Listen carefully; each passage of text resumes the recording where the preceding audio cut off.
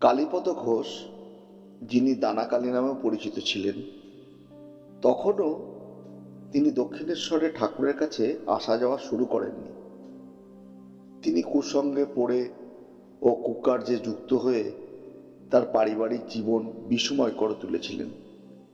তখন তার স্ত্রী শ্রী ঠাকুরের নাম শুনে একদিন দক্ষিণেশ্বরে আসেন। শ্রী ঠাকুরের কাছে স্বামীকে সঠিক পথে আনার জন্য কোনো মন্ত্র বা ঔষধের প্রার্থী হলেন।